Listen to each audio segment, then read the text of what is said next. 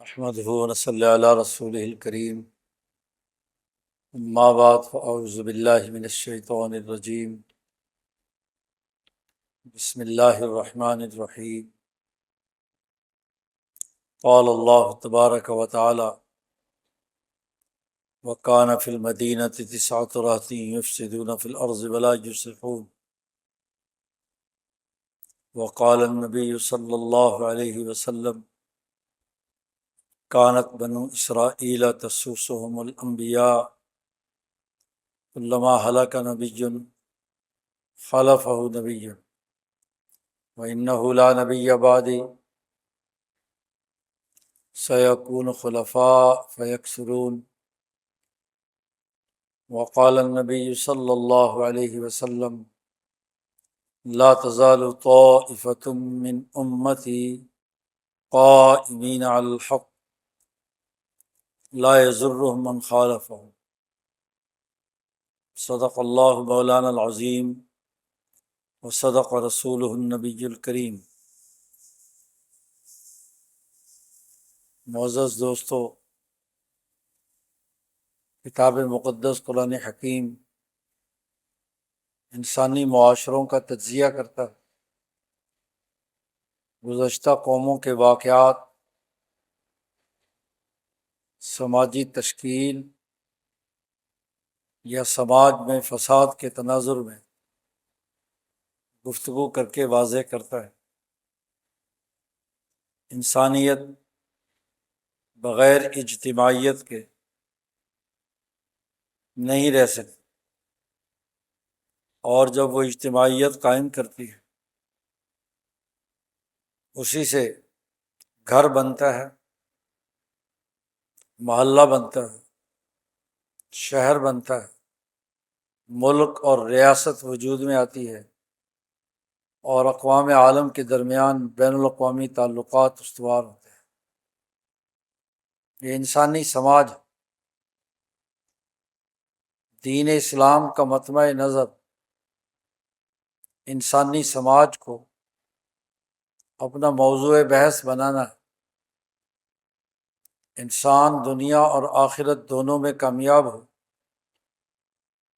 اس کامیابی کے لیے رہنما اصول، ضابطے اور ایک نظام حیات متعین کرتا ہے۔ اللہ تبارک و تعالیٰ کے پیش نظر یہ ہے کہ انسان ایک تو یہ کہ اپنے خالق و مالک اللہ رب العزت سے اپنا تعلق قائم کرے، اس کا قرب حاصل کرے، اس کی حقانیت کو تسلیم کرے، اور جیسے اس نے اس کائنات اور تمام مخلوقات کے درمیان ایک عالمگیر کائناتی نظام قائم کیا ہوا ہے، اسی تناظر میں وہ انبیاء علیہم السلام کے ذریعے سے یہ چاہتا ہے کہ انسانیت میں بھی، کرۂ ارض پر بھی انسان کی خلافت کے ضمن میں انسانی معاشروں کا درست نظام وجود میں آئے۔ امام شاہ ولی اللہ فرماتے ہیں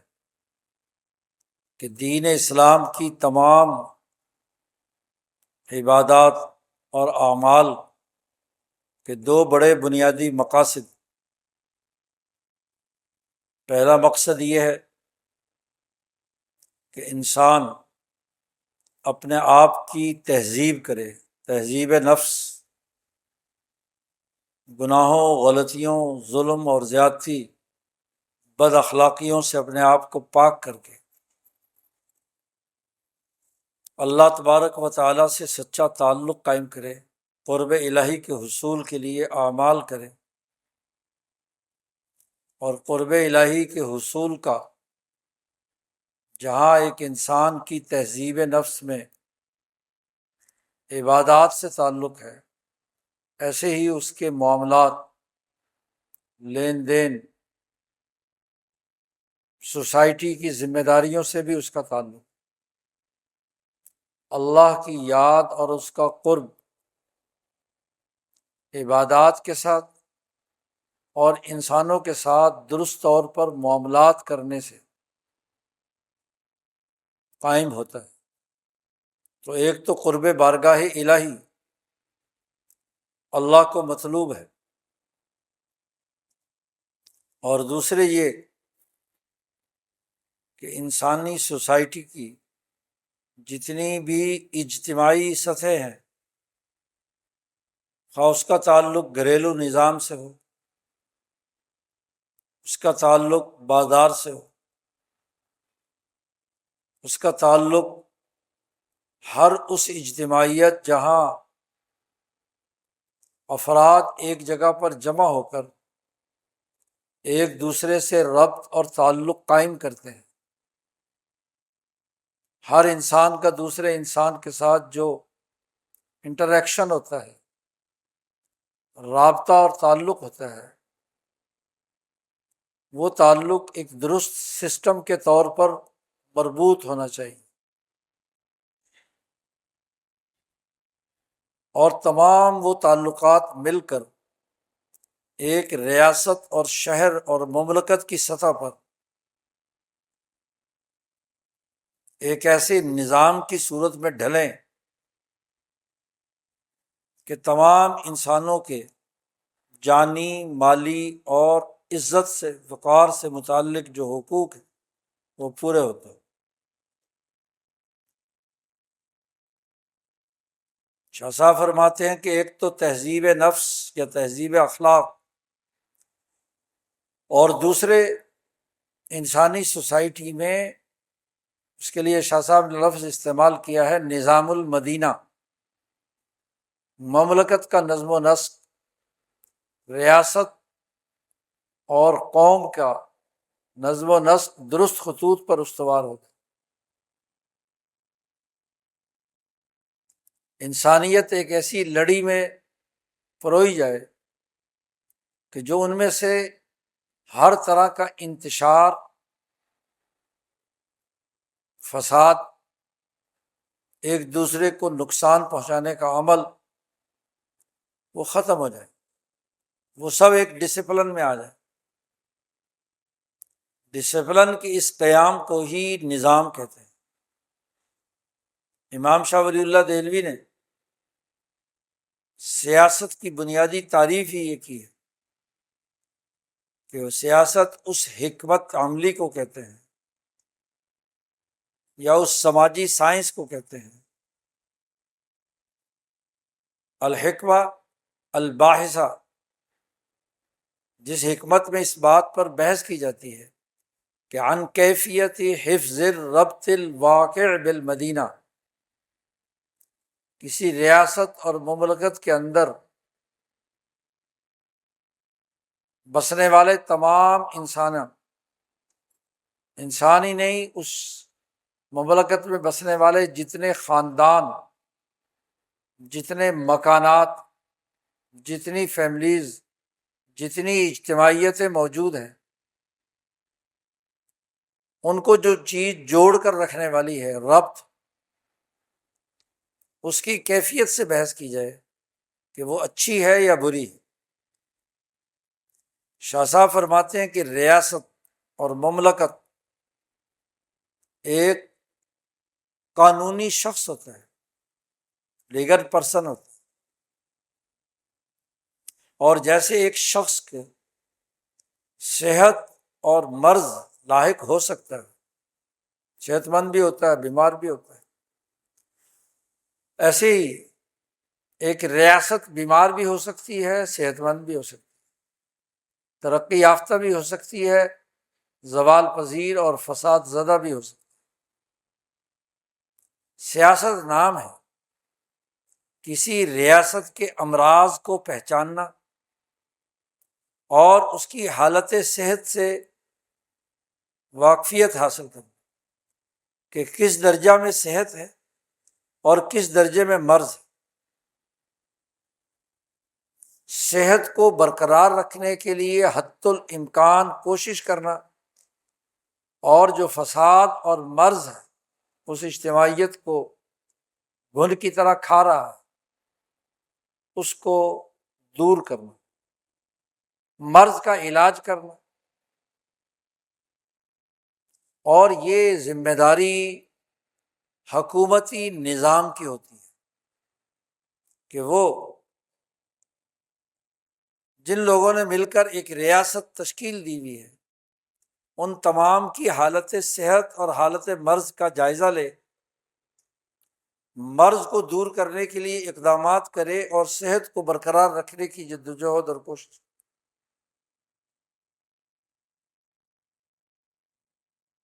اسی لیے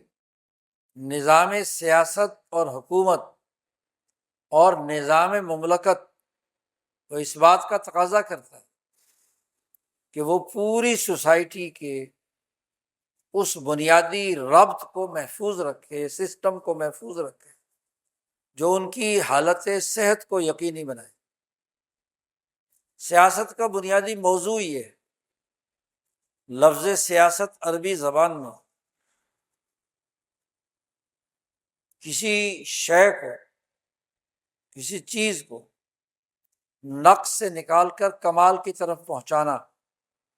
اس معنی کے لیے استعمال ہو کہ کسی چیز میں کیا کمی، نقص ہے، خرابی ہے، کیا مرض ہے، اور اس کا علاج کیسے ممکن ہے، اس کو درست کیسے کیا جا سکتا۔ اسی لیے عربی زبان میں سیاست الفرس، گھوڑے کی سیاست، کہ کون سا گھوڑا صحت مند ہے یا مریض، پھر صحت مند ہے تو وہ کن کن کاموں میں استعمال کرنے کے لائق، تیز دوڑنے میں، پھرتیلا ہونے میں، اس کی چال کی نوعیت کیا ہے، پھر کون سی غذا یا ماحول فراہم کیا جائے جس سے گھوڑے کی صلاحیتیں نکھر کر سامنے آئیں اور وہ گھوڑا جن مقاصد کے لیے پالا جاتا ہے۔ قدیم عربی زبان میں، عربی ماحول میں گھوڑا ہارس پاور وہ کسی مملکت کی سیاسی پاور کا اظہار ہوتا ہے۔ جس کے پاس زیادہ گھوڑے، زیادہ جنگی ساز و سامان، زیادہ طاقت گھوڑ سوار، اتنی ہی اس کی سیاست اور طاقت مضبوط ہو جاتی۔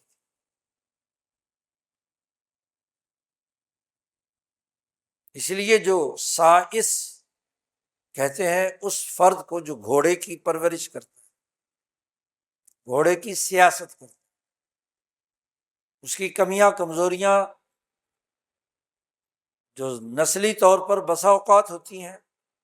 اور بسا اوقات حیوانی نقطۂ نظر سے ہوتی ہے، تو اس کو اس بات کی ٹریننگ دینا کہ کس مرحلے پر کیا اقدام کرنا ہے، اس کی دوڑ کیسے بہتر کی جا سکتی۔ اسی طرح سے سیاست المنزل، گھر کا نظام، اس کی سیاست، بلکہ اطباء اور حکماء جب مرض کا علاج کرتے ہیں تو یہ سیاست النفس، سیاست الجسم، جسم میں کیا کمزوری ہے، کیا مسئلہ ہے، اس کو دور کر کے جسم کو صحت مند بنانے کی ادویات، غذائیں وغیرہ وغیرہ، اس کی ایکسرسائزز وغیرہ بیان کی جاتی ہیں۔ تو یہ اس فرد کی کیا ہے، سیاست۔ طبیب دراصل انسانی جسم یا ایک شخص کی کیا ہے، سیاست کرتے۔ اسی طرح جو علم النفس کے ماہر، روح کے صوفیاء کرام، اولیاء اللہ، وہ سیاست النفس کرتے کہ اس نفس میں کون کون سی بد اخلاقیاں ہیں،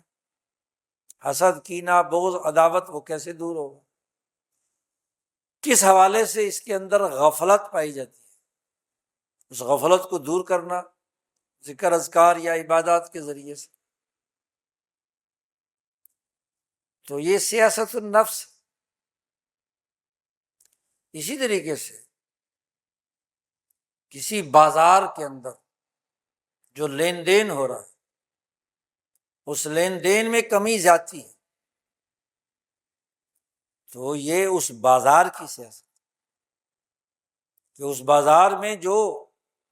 انسانی تعلقات میں منفی رویے داخل ہو چکے ہیں، سود کی صورت میں ہو، اسی طریقے سے لین دین میں روپے پیسے میں کمی زیادتی سے ہو۔ قدیم زمانے میں سونے چاندی کے جو سکے جاری ہوتے تھے، کچھ بہت ہی فسادی ذہن کے تاجر ان سکوں میں کوئی قطع و برید کرتے تھے، کسی خاص طریقے سے اس میں سے خرچ کر سونا نکال لینا، چاندی میں سے چاندی کاٹ لینا۔ شروع زمانے میں تو سونے کی ڈلیوں سے لین دین ہوتا تھا، سکہ بھی نہیں ہوتا تھا۔ بعد میں سکہ اسی لیے جاری کیا گیا کہ اس کے اندر قطع و برید نہ ہو سکے، لیکن پھر بھی لوگ نہیں چھوڑتے۔ یہ تمام چیزیں اس سیاست کے بالکل علی الرغم ہیں جو لین دین کے تمام معاملات کو خراب کر دیتے۔ قرآن حکیم نے ان تمام معاملات کو فساد سے تعبیر کیا ہے، فساد سے تعبیر کیا ہے۔ اسی طریقے سے کسی مملکت میں افراد کے درمیان اور تمام اجتماعیوں اور خاندانوں کے درمیان جو سسٹم جاری ہے، ربط الواقع بین اہل المدینہ، اس میں بھی جو نقص یا کمی یا فساد کی حالت، اسے دور کرنا اور صحت کی حالت کی طرف لانا، یہ دنیا میں عقلی طور پر بھی اور انبیاء کی تعلیمات کے طور پر بھی سیاست کا ہمیشہ سے یہ بنیادی اساسی اصول رہا۔ تو کسی مملکت کے نظام سے بحث کرنا یہ کتاب مقدس قرآن حکیم کا ایک اہم ترین موضوع ہے۔ یہ جو ابھی خطبے میں آیت تلاوت کی گئی، اس میں اللہ تبارک و تعالیٰ نے قوم سمود کے اس غلط سسٹم کا تعارف کرایا۔ حضرت صالح علیہ السلام اس قوم کی طرف مبعوث کیے گئے تھے۔ یہ قوم سمود، اس کے بارے میں قرآن کہتا ہے کہ اس قوم سمود کے پورے سسٹم کو چلانے والے طاقتور لوگ کل 9 کی تعداد میں تھے۔ کان فی المدینۃ تسعۃ رہط یفسدون فی الارض ولا یصلحون۔ ایک ایسا شہر تھا، تاریخ ہمیں بتلاتی ہے کہ یہ حجر، اصحاب الحجر بھی ان کے بارے میں کہا گیا۔ مکہ سے شام کے راستے پر تبوک کی طرف جائیں، غزوہ تبوک میں رسول اللہ صلی اللہ علیہ وسلم جب مدینہ سے تبوک پہنچے تو راستے میں یہ حجر پڑا، جہاں بڑے بڑے خوبصورت مکان پتھروں کو تراش کر کے بنائے ہوئے ہیں، اور آج تک وہ آثار قدیمہ کے طور پر محفوظ ہیں۔ ایک زمانے میں تو اس پر وہ حدیث سعودی حکومت نے لگائے رکھی جس میں نبی اکرم صلی اللہ علیہ وسلم نے جب تبوک کا سفر کیا اور اس جگہ کے قریب سے گزرے تو آپ صلی اللہ علیہ وسلم نے صحابہ کو منع کیا۔ وہاں پہنچ کر اندازہ ہوا کہ یہ سرزمین اللہ کے عذاب میں مبتلا رہی ہے۔ حضور صلی اللہ علیہ وسلم نے صحابہ سے کہا کہ اول تو ایسی جگہوں سے گزرو نہیں، اس کو اپنی گزرگاہ نہ بناؤ، اور اگر گزرنا بھی پڑے تو روتے ہوئے گزرو، بلکہ آپ صلی اللہ علیہ وسلم نے چہرہ ڈھانپ دیا کپڑے سے، تمام صحابہ نے اپنے چہرے چھپا لیے اور وہاں سے بہت تیزی کے ساتھ گزر کر آگے چلے گئے۔ بخاری کی یہ روایت، اصحاب ہجر انہیں کہا جاتا ہے، ان کا یہ قصہ قرآن نے بیان کیا ہے۔ آپ صلی اللہ علیہ وسلم نے فرمایا کہ یہاں آج بھی اس عذاب کے اثرات موجود ہیں جو اصحاب ہجر پر، قوم سمود پر آیا تھا۔ کس وجہ سے عذاب آیا تھا اس کا قرآن نے یہاں تذکرہ کیا کہ اس مدینہ، اس شہر میں ایک پوری ریاست تھی، قوم سمود۔ قوم کا لفظ اور مدینہ کا لفظ قرآن جہاں استعمال کرتا ہے وہ ایک مستقل سیاسی قوم، سیاسی نظم و نسق رکھنے والی قوم ہوتی ہے۔ مدینہ بنتا ہی اس وقت مدینہ ہے جب وہ ایک ریاست کی شکل میں ڈھل جائے، تمدن اس کا اپنا، تہذیب اپنی، کلچر اپنا، سیاست اپنی، معیشت اپنی، معیشت کے ذرائع اور وسائل اپنے، جو اس معاملے میں خود مختار قوم ہو وہ قوم بھی کہلاتی ہے، ورنہ تو ایک چھوٹا سا بستی یا قریہ اس کے لیے لفظ استعمال کیا جاتا ہے، یا کوئی ڈیرا ویرا استعمال کیا جاتا ہے، وہ اپنی مستقل سیاسی شناخت رکھنے والا لفظ نہیں ہے۔ المدینہ جب لفظ استعمال کیا جاتا ہے تو ایک مستقل تہذیب و تمدن رکھنے والی سیاسی شناخت پر رکھا ہے، وہ جو ایک نظام میں پروئی ہوئی ہو، جس کا اپنا قومی سسٹم موجود ہو، سیاسی، معاشی، سماجی، وہ المدینہ ہے، وہ قوم ہے۔ تو یہ قوم سمود کا جو شہر المدینہ تھا، قرآن کہتا ہے، اس سے پیچھے پورا واقعہ قرآن نے بیان کیا ہے، اس شہر کی صورتحال یہ تھی کہ وہاں اس کے سسٹم کو چلانے والی جو اسٹیبلشمنٹ تھی وہ 9 افراد پر مشتمل تھی، 9 سرمایہ داروں، 9 طاقتور لوگوں۔ مفسرین نے ان کے نام بھی لکھے ہیں لیکن وہ کوئی اتفاقی نہیں ہے، لیکن یہ بات طے ہے کہ ان کا جو لیڈر تھا وہ قیدار بن سالف، جس نے اس پورے فساد کا پورا نظم و نسق قائم کیا ہوا تھا، باقی لوگ اس کے تابع تھے۔ اس کی کابینہ کے لوگ سمجھ لو 8 رکنی کابینہ تھی اور ایک ان کا گویا کہ سردار تھا، اور یہ پچھلے تسلسل سے آئی ہوئی جو خاندان وہاں پر حکمران رہے تھے انہی کی اولادیں تھیں۔ سردار کے بعد اگلا سردار جب حکمران بنتا ہے تو مفاد پرستی کے ایک ایسے ماحول میں تھے کہ یہ 9 رکنی کابینہ، اس کا بنیادی کام کیا تھا؟ قرآن حکیم اس کا ذکر کرتا ہے، 9 رہطی یفسدون فی الارض۔ راحت کا لفظ جب بھی قرآن استعمال کرتا ہے یہ ایک جماعت پر، ایک ٹولہ، ایک گروہ، ایسی طاقتور جماعت جس کے اثرات پوری قوم پر پڑتے ہیں۔ آپ آج کے دور میں اس کو اسٹیبلشمنٹ کہہ لیں، تو وہ راحت 9 بڑے بڑے مؤثر شخصیات تھیں جو اس شہر کے اندر طاقت رکھتے۔ کیا کام کرتے تھے؟ یفسدون فی الارض ولا یصلحون، وہ زمین میں فساد مچاتے، زمین میں اصلاح کا کام نہیں کرتے۔ ارض سے مراد یہاں پر وہ ریاست، مولانا سندھی رحمۃ اللہ علیہ نے کئی جگہ واضح کیا، شاہ ولی اللہ صاحب کے ترجمہ فتح الرحمان کی اساس پر،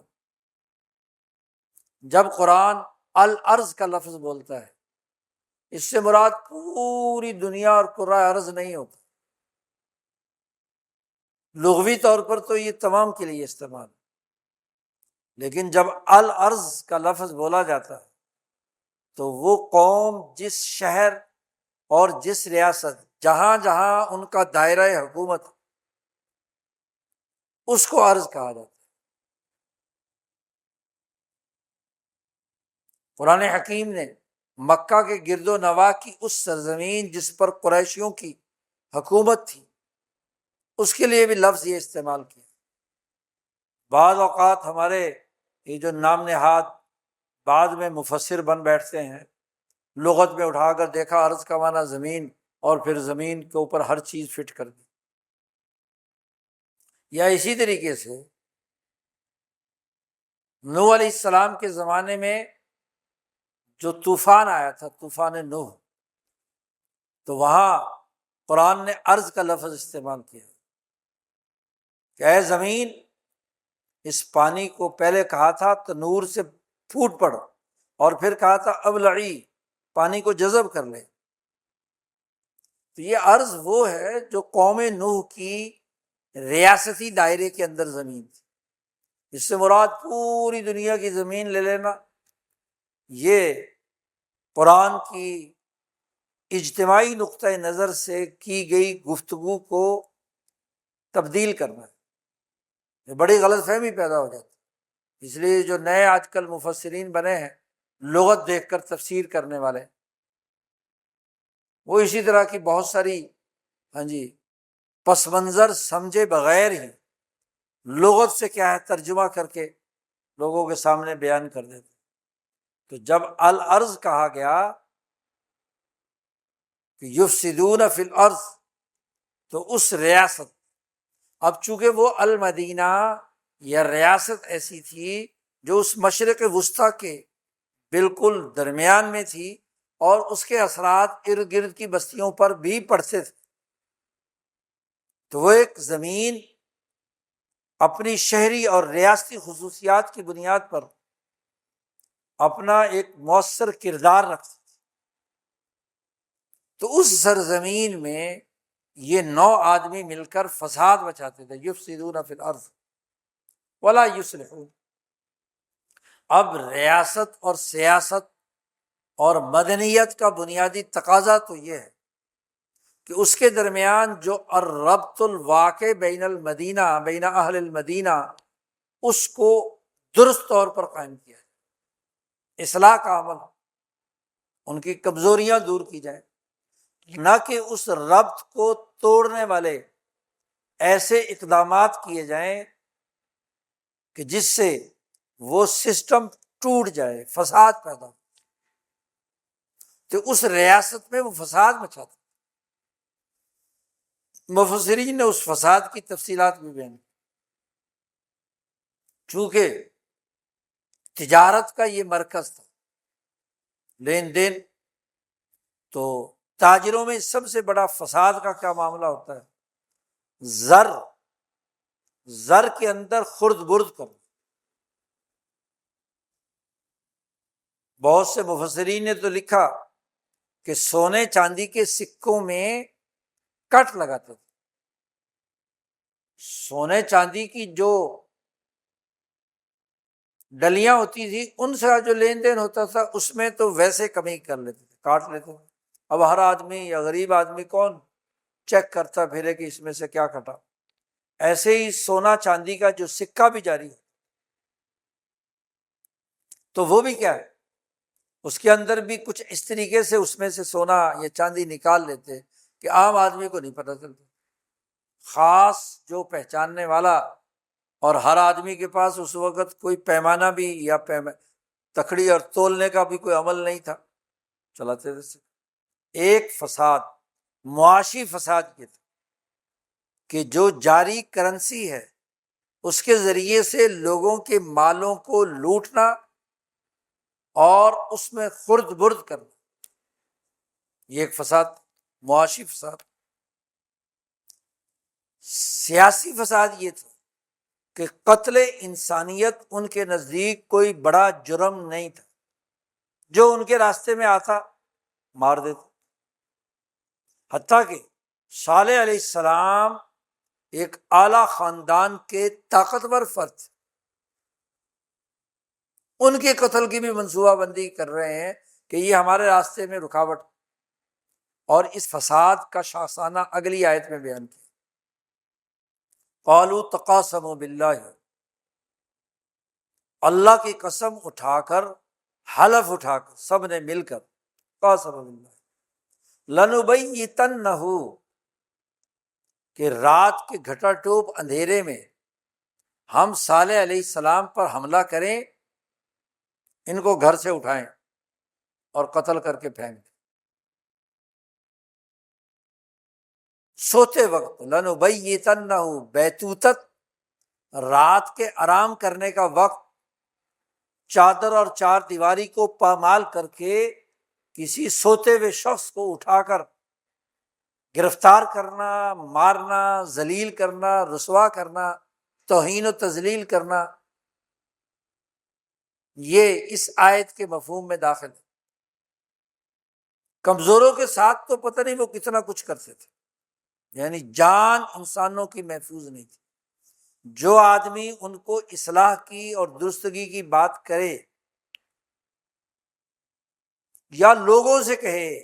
کہ بھائی یہ جو حکمران لوگ موجود ہیں ان کی بات مت مانو، صالح علیہ السلام کا جملہ قرآن نے نقل کیا ہے، فاتقوا اللہ واطیعون، اللہ سے ڈرو اور میری اطاعت کرو، ولا تطیعوا امر المسرفین، یہ جو حد سے تجاوز کرنے والے، ظالم اور زیادتی کرنے والے لوگ ہیں ان کی فرمانبرداری مت کرو، لا تطیعوا امر المسرفین الذین یفسدون فی الارض، جو زمین میں فساد مچاتے ہیں اور اصلاح کا کام نہیں کرتے، ان کی اطاعت مت کرو۔ اب جب صالح علیہ السلام نے عوام کو، لوگوں کو یہ ہدایت دی کہ ان حکمرانوں کو جو حد سے تجاوز کرنے والے ظالم اور فسادی ہیں ان کی اطاعت نہ کرو بلکہ میری اطاعت کرو، میں رسول ہوں، اللہ کا نبی ہوں، نبی کی بات مانو۔ تو یہ بڑی ناگوار گزری کہ یہ تو بڑا انقلابی نظریہ پیش کر رہے ہیں سارے، یہ جتنے بیوقوف لوگ جن کو ہم لوٹتے ہیں، جن کو مارتے ہیں، جن سے کام لیتے ہیں، جن سے بیگار لیتے ہیں، یہ سب کے سب باغی ہو جائیں گے۔ تو انہوں نے کہا اچھا تو پھر تو یہی ہونا چاہیے کہ رات کو، اور قسم بھی کس کی اٹھا رہے ہیں؟ اللہ کی، تقاسموا باللہ، یعنی تحالفوا باللہ، حلف اٹھایا اللہ کے نام پر، 9 کے 9 لوگوں نے،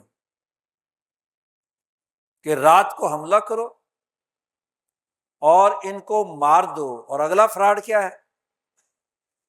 ظاہر ہے جب کسی گھر سے کوئی بندہ اٹھایا جائے گا،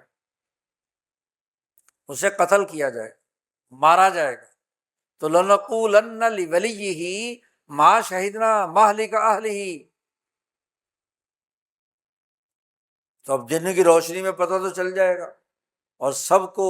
اجتماع کو پتہ ہے کہ ان کا مخالف کون ہے، صالح علیہ السلام، اور صالح علیہ السلام کی مخالف یہ اسٹیبلشمنٹ ہے، یہ امر المسرفین ہے، یہ اتساعۃ الراہطین ہے۔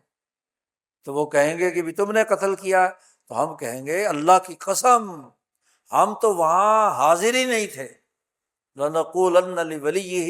مَا شَهِدْنَا مَهْلِكَ أَهْلِهِ، اور ہم تو بڑے اچھے نیک لوگ ہیں، ہم نے تو ہاں جی، یعنی کام بھی پورا کر کے راستے سے بندہ بھی ہٹا دیا، بندہ اٹھا بھی لیا، غائب کر دیا، مار دیا، اور پھر لوگوں کے سامنے کہیں گے اگر اس کے ولی ہم سے مطالبہ کریں، ظاہر ہے کہ عقلی طور پر تو تقاضا ہوگا نا، ایک نظام موجود ہے اس میں قاتل کو یا کوئی مقتول ملا ہے تو اس کا قاتل کون ہے اس کی نشاندہی کرنا اور اس کو سزا دینا، یہ ایک المدینہ کی سیاسی ضرورت ہے جو ہر دور میں رہی ہے۔ تو اس کا ولی مطالبہ کرے گا صالح علیہ السلام کا کہ بندہ مارا گیا تو اس کا کیا ہے، بدلہ دو، تو ہم کہیں گے صاحب مکر جائیں گے، کہ ہم تو وہاں پتہ ہی نہیں، ہمیں کیا پتہ رات کو کون آیا، نامعلوم قاتل آئے اور بندہ اٹھا کر لے گئے، نامعلوم بندے آئے اور مار کر چلے گئے، پتہ ہی نہیں چلا۔ وہ کیسی ریاست ہے، وہ کیسی حکومت ہے کہ بندہ اٹھا لیا گیا اور انہیں پتہ ہی نہیں۔ تو دو ہی راستے ہیں، یا تو خود چور ہے یا وہ جھوٹ بول رہی ہے۔ تو یہ قرآن نے ان کا طریقہ بیان کر کے کہا مکروا مکرن، انہوں نے بڑا مکر اور فریب سے کام لیا فساد مچانے میں۔ جیسا کہ کئی بات عرض کیا، قرآن کہتا ہے فساد کا تعلق انسانی جان کی قتل و غارت گری، بد امنی سے ہے، اور یہ فساد کا تعلق معاشی خرد برد، معاشی نقصان پہنچانے سے۔ اس قوم سمود کے یہ 9 سردار، ان کے 2 بڑے یہ بنیادی کام تھے۔ قتل انسانیت ان کے نزدیک کوئی اہمیت نہیں رکھتی، بندہ مار دو۔ رات کے اندھیرے میں مار دو، وہ تو اتنے مشورے کر رہے ہیں کہ رات کو ماریں تاکہ کسی کو پتہ نہ چلے کہ ہم نے مارا ہے، دن دہاڑے مار دیتے۔ اور یہی بے عینی ہی عمل رسول اللہ صلی اللہ علیہ وسلم کے خلاف بھی دار الندوہ میں ابو جہل اور یہ جو 9 رکنی کابینہ تھی، یہ بھی بڑے بڑے سردار 9 ہی تھے مکہ مکرمہ میں، یہ بھی یہی مشورہ کرتے ہیں کہ رات کو محمد مصطفیٰ صلی اللہ علیہ وسلم پر حملہ کریں، اور حملہ ایسے کریں کہ ہر قبیلے کا ایک ایک نوجوان لے لیا جائے، اجتماعی بلوہ۔ اول تو پتہ نہیں چلے گا، پتہ چلے گا تو ہمیں کہیں گے جی پتہ نہیں ہے، عوام نے آ کر مار دیا۔ وہ عوام خود انہیں کی اپنی، وہ تو رسول اللہ صلی اللہ علیہ وسلم اس رات کو مکہ چھوڑ چکے ہیں، حضرت علی ان کے بستر پر سو رہے ہیں، یعنی مکمل وہی نقشہ ہے جو وہاں ان 9 سرداروں نے قوم سمود کے حوالے سے قائم کر رکھا۔ ایک طرف انسانی جان، دوسری طرف مالی فساد، اور تیسری بڑی بنیادی چیز جو انہوں نے حرکت سرزد کی، انہوں نے مانگی تھی نشانی صالح علیہ السلام سے کہ اگر آپ اس پہاڑ میں سے ایک جانور نکلتا ہوا دکھا دیں تو ہم آپ کو اللہ کا نبی مان لیں گے اور آپ کی بات تسلیم کر لیں گے۔ انہوں نے کہا دیکھو، جو تم معجزہ مانگتے ہو، یہ اگر معجزہ وقوع پذیر ہو گیا اور پھر تم نے نہ مانا تو اتنا شدید عذاب آئے گا کہ ایسا انسانی تاریخ میں کبھی نہیں آیا۔ یہی بات عیسیٰ علیہ السلام نے بھی کہی تھی، جب انہوں نے کھانے کا وہ دسترخوان مانگا تھا کہ آسمان سے ایک بہترین دسترخوان جس میں کھانے لگے ہوئے ہوں نیچے اترے، مائدہ، انزل علینا مائدہ۔ تو عیسیٰ نے کہا تھا ٹھیک ہے، نشانی تو اتر سکتی ہے، پتہ چل جائے کہ مالا اعلیٰ موجود ہے، فرشتے موجود ہیں، اللہ تعالیٰ کا نظام موجود ہے، اللہ میاں تمہیں وہ طباق کھانے کا بھیج دے گا، لیکن اگر اس کے بعد بھی تم نے نہ مانا تو اتنا عذاب شدید آئے گا کہ تم اس کا تصور نہیں کر سکتے۔ مانگا ہوا معجزہ، اس کے باوجود بھی اگر نہ مانے تو پھر عذاب کے علاوہ اور کون سا راستہ؟ تو یہاں بھی صالح علیہ السلام نے یہ کہا، اونٹنی پیدا ہوئی۔ اب یہاں سے قرآن کہتا ہے مکروا و مکر اللہ، انہوں نے تو وہ مکر کیا ہوا تھا، اور ادھر کیا ہے، اللہ نے ان کے تدبیر سوچ رکھی تھی۔ وہ اونٹنی ان کے گناہوں کا عذاب تھا، سارے گناہ کمپیکٹ ہو کر اس اونٹنی کی صورت میں باہر آ گئے۔ نشانی تو بڑی، بہت ڈیل ڈول والی اونٹنی، چونکہ انہی کے جرائم کا وہ مجموعہ تھی، اس لیے پانی بھی بہت پیتی تھی۔ جب آدمی کا جسم مریض ہوتا ہے، گناہوں میں مبتلا ہوتا ہے تو اسے پیاس بھی بڑی لگتی ہے، بھوک بھی بڑی لگتی ہے۔ اس لیے آپ دیکھیں سرمایہ دار جو ہیں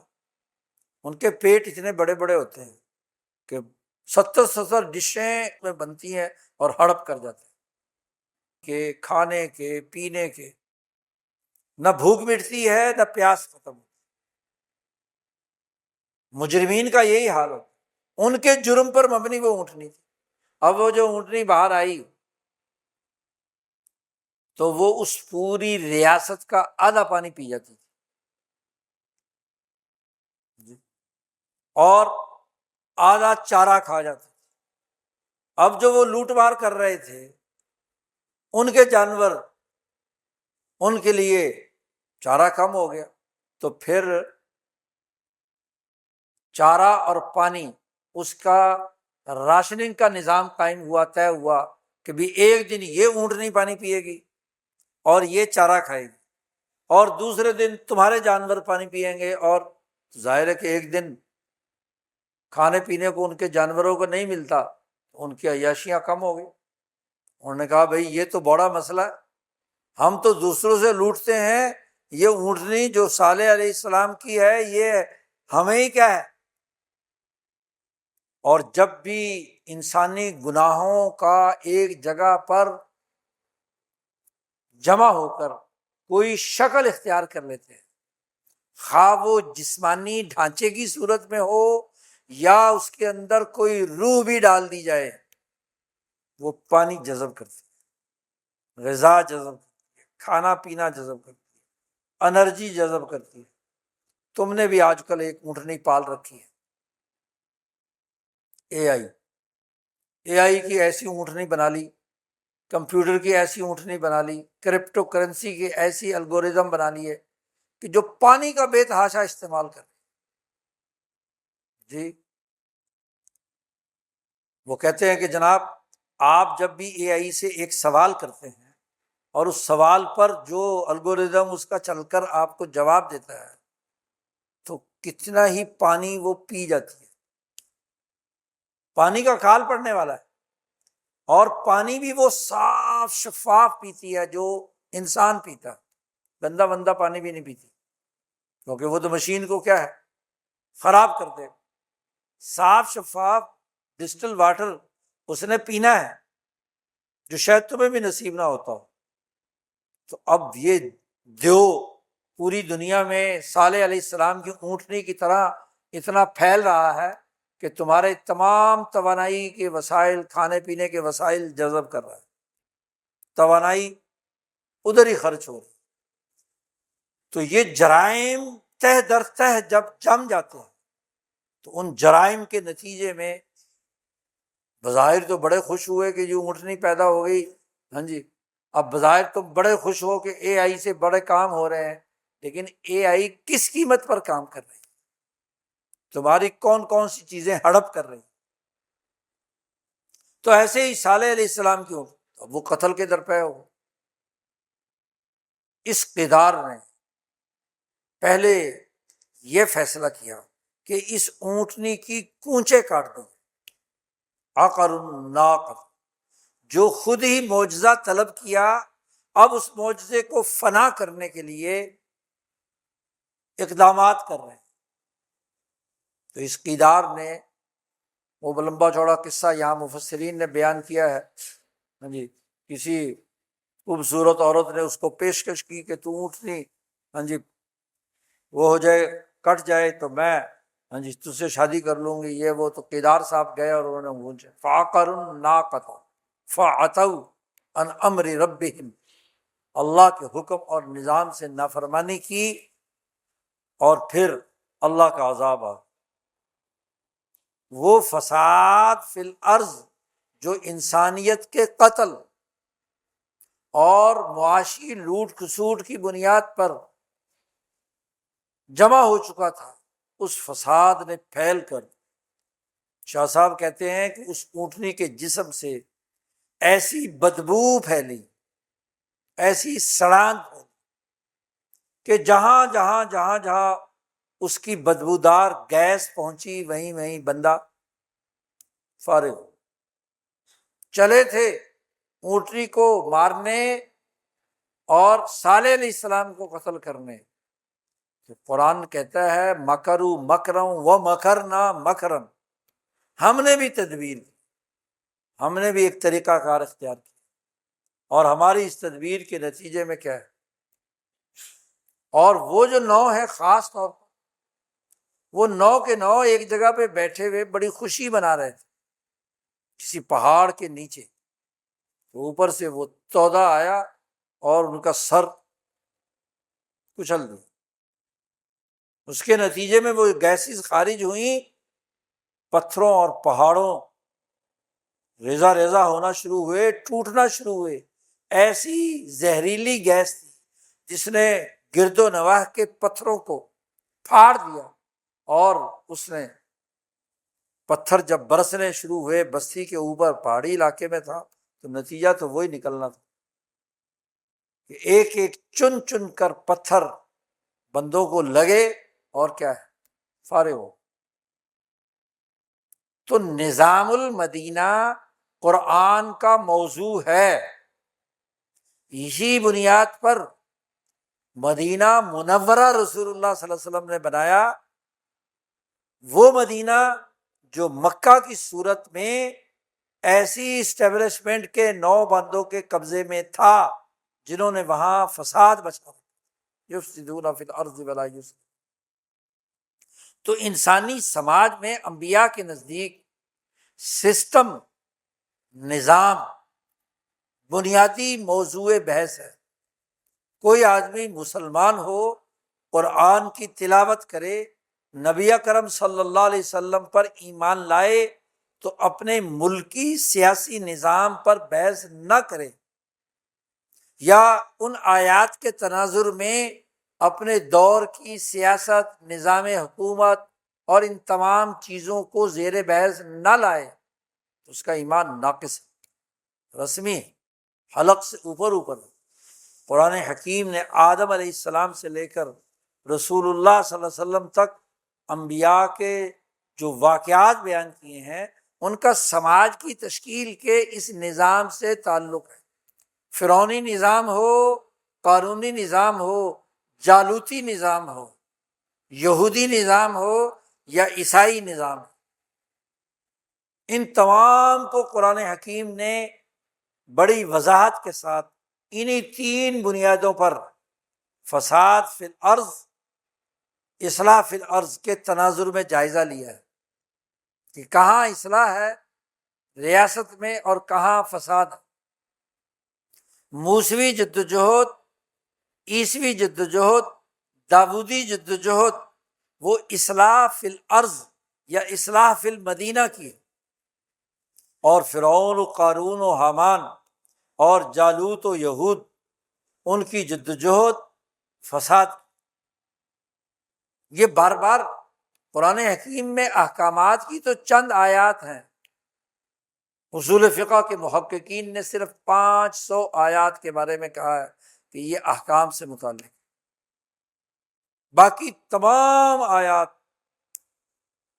وہ واقعات اور قصص پر مشتمل، انسانی معاشروں کے تجزیے پر مشتمل. تو اس میں بحث ہی سسٹم کی ہے. اب یہاں احکامات میں سے جو عبادات ہیں وہ تو ہمارے ہاں پیش نظر رہتے ہیں، لیکن وہ واقعات جن کے تناظر میں قرآن نے عبرت سکھائی ہے، عبرۃ لأولی الالباب. قرآن نے کہا کہ ان قصص میں یوسف علیہ السلام کا پورا قصہ بیان کر کے بیان کیا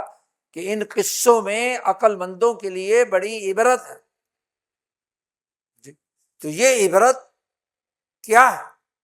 کہ اپنے گرد و پیش کے معاشرے کو اس کے تناظر میں جانچنا اور پرکھنا. تو نظام پر بحث دین اسلام کے بنیادی تقاضوں میں سے. اب جب تک نظام کی حقیقت معلوم نہ ہو تو بحث بھی درست نہیں ہو سکتی. نظام لغت میں اس دھاگے کو کہتے ہیں کہ جو مختلف اور منتشر چیزوں کو ایک لڑی میں پرو دیتا ہے، وہ ہیرے جواہرات ہوں تو وہ نظام یعنی وہ دھاگا، وہ ڈوری، ان تمام ہیرو جواہرات کو ایک ہار میں بدل دیتے، اور اگر وہ تسبیح کے دانے ہوں تو ایک تسبیح میں بدل دیتا۔ نظام کو نظام اسی لیے کہتے ہیں کہ بکھری ہوئی چیزیں، منتشر چیزیں، غیر مربوط چیزیں،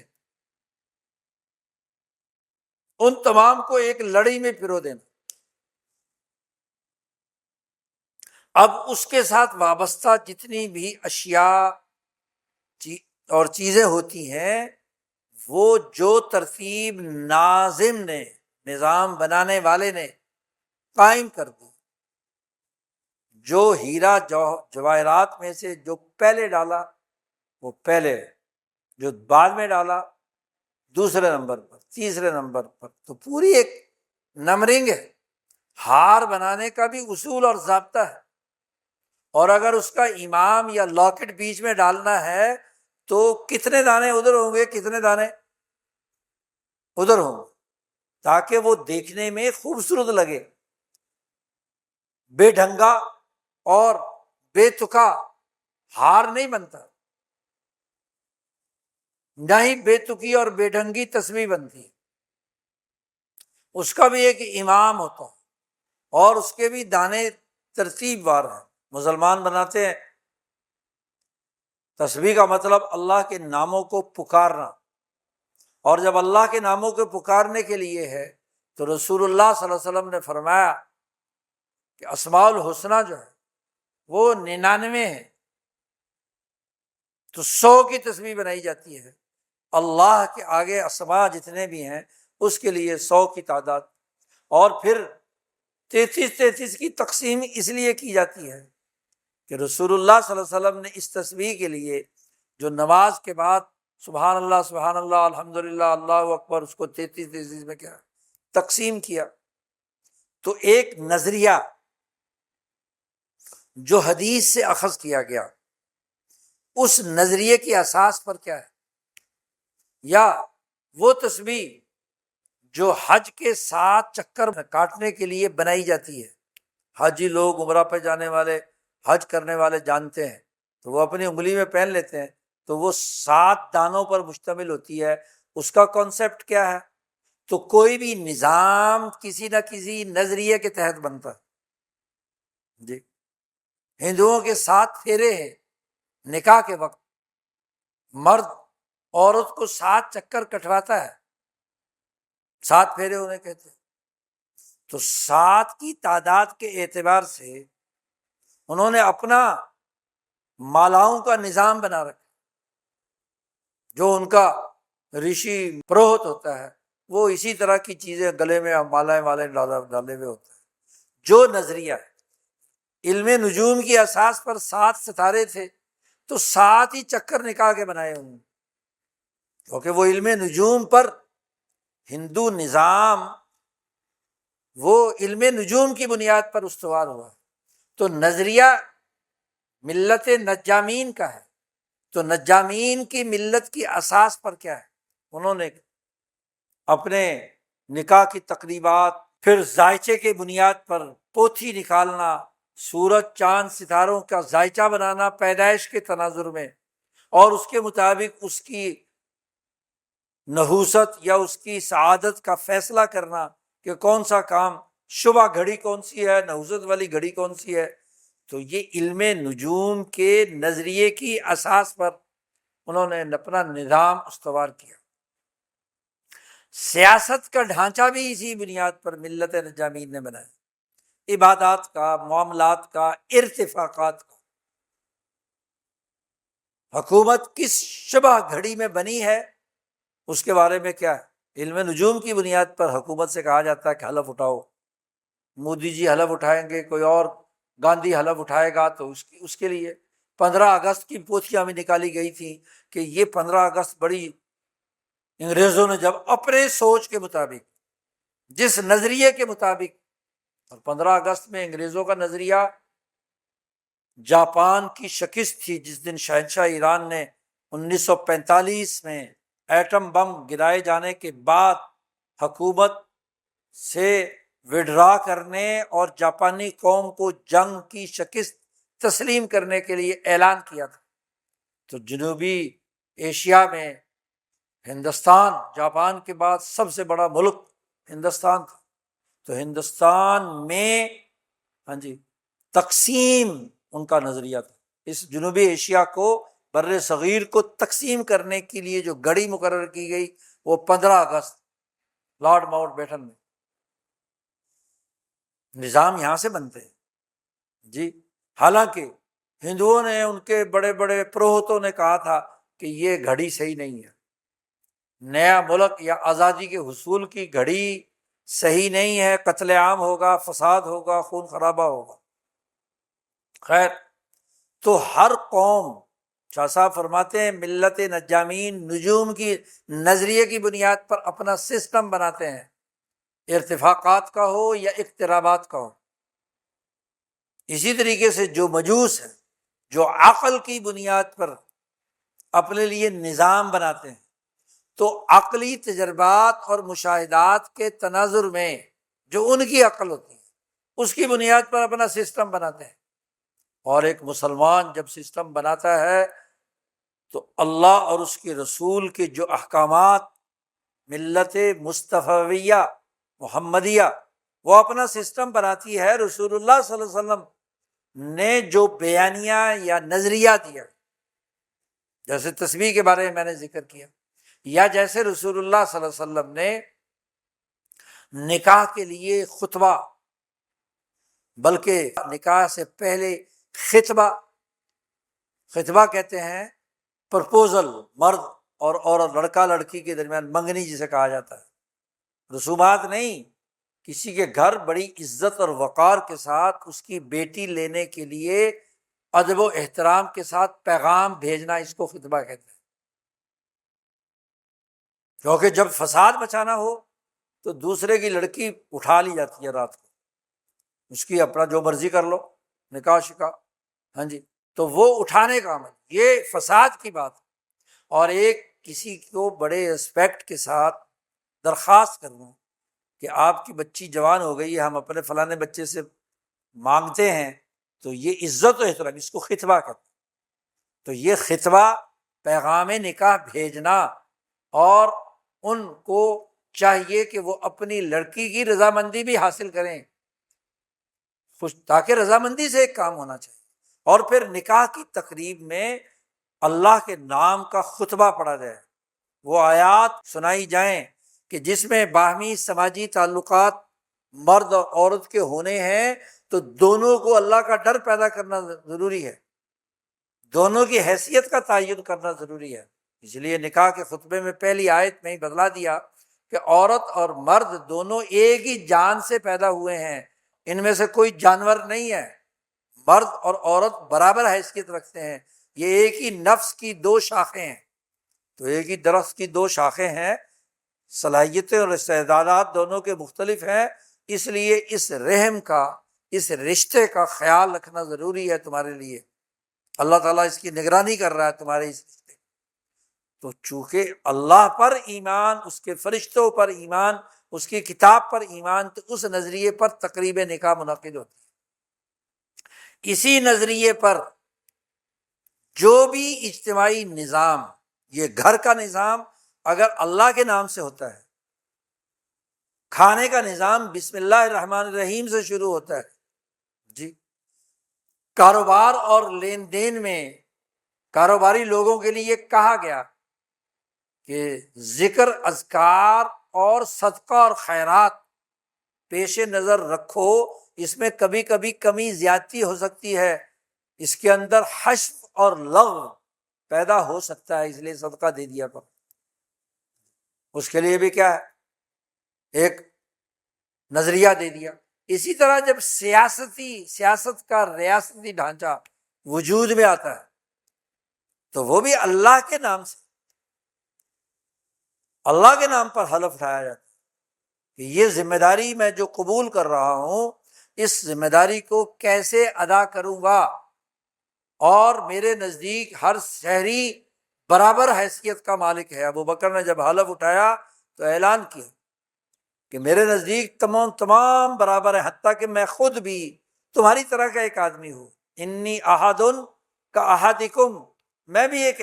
ہی آدمی ہوں جیسے تم میں سے ایک آدمی ہوں، بس فرق یہ ہے کہ تم نے مجھے اپنا خلیفہ منتخب کر لیا تو اللہ کے نام پر میرے ہاتھ پر بیعت کرو گے تو اللہ کے نام سے بیعت لی جاتی ہے، حلف اٹھایا جاتا ہے۔ تو نظریہ ہوتا ہے کسی نہ کسی نظام کا، نظام کا تعلق عملی چیزوں سے ہوتا ہے کہ عملی کردار کیا ہو۔ نکاح کے نتیجے میں جو خاندان کا عملی نظام بنے گا اسے تدبیر المنزل کہتے ہیں، اور جو کسی ریاست کی تشکیل میں جو عملی کردار اور ذمہ داریاں بنے گی حکومت کی اور عوام کی، اسے نظام المدینہ کہتے ہیں۔ اب یہ نظام فرد کی ذاتی شخصیت سے لے کر بین الاقوامی دائرے تک ان تمام منتشر اور مختلف چیزوں کو ایک جگہ پر مربوط کرتا ہے، اور پھر چونکہ انسانی زندگی میں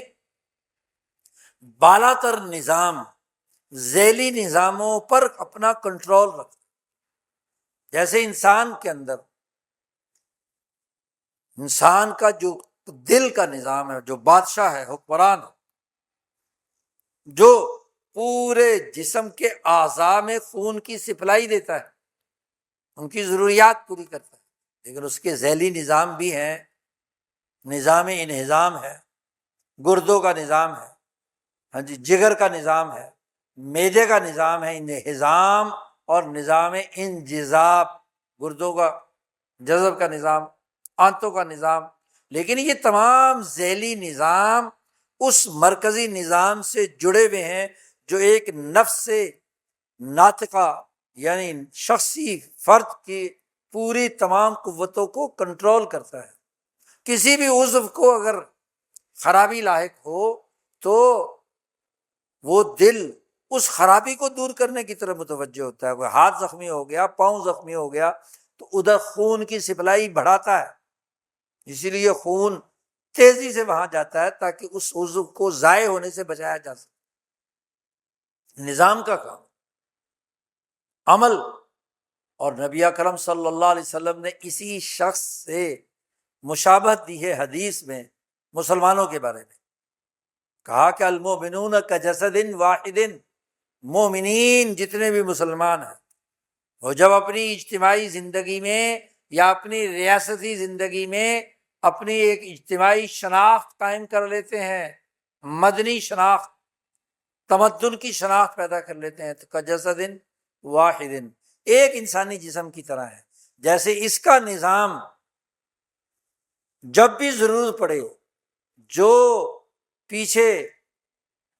وہ قوتیں اور طاقتیں جو سپیر محفوظ ہیں فوراً کیا ہے اس کو مرمت کرنے کے لیے وہاں پہنچ جاتے ہیں، سپلائی بڑھا دیں گے جی۔ اس لیے اس زخم پر خون کو بند کرنا پہلا کام ہوتا ہے، خون گاڑھا بنانا شروع ہو جاتا ہے زخم کے اوپر، اور پھر کھرن بننا شروع ہو جاتا ہے۔ یہ آٹومیٹک پورا نظام جو نظام شخصی ہے وہ اپنا کردار ادا کرتا ہے۔ اسی طریقے سے جب مومنون ایک جسد واحد کی طرح ہے تو اس جسد واحد کا بھی تو ایک نظام ہے، اس جسد واحد کے اس ریاست کا ایک سربراہ حکومت ہے، اور پھر اس کے نیچے بہت سارے ذیلی نظام ہے، معاشی نظام ہے، سیاسی نظام، قانون اور آئین کے لیے پارلیمانی نظام ہے، عدالتی نظام ہے، تعلیمی نظام ہے، اسی طرح بے شمار نظام۔ اور ان تمام جب نظاموں کو آپ مربوط کریں گے تو وہ ایک ریاستی جو تشخص ہے، قانونی جو حیثیت ہے اس کی، تو اس نظام میں وہ بدل جاتا ہے۔ شاہ ولی اللہ صاحب نے قرآن حکیم کی تعلیم اور 1200 سالہ دور کے مسلمانوں کے نظام کا خلاصہ نکال کر اس سسٹم کو واضح کیا کہ ارتفاق اول کی سطح پر نظام کے بنیادی افکار اور نظریات یا اصول کیا ہیں۔ فرد گھر کے نظام کے اندر نبی اکرم صلی اللہ علیہ یا ملت محمدیہ کے ضابطے کی روشنی میں کون کون سے امور ہیں وہ پورے کیے جانے ہیں، بنیادی اساسی معاملات ہیں جو ارتفاق ثانی کے دائرے میں ہیں۔ اسی طریقے سے ارتفاق ثالث قومی نظام میں،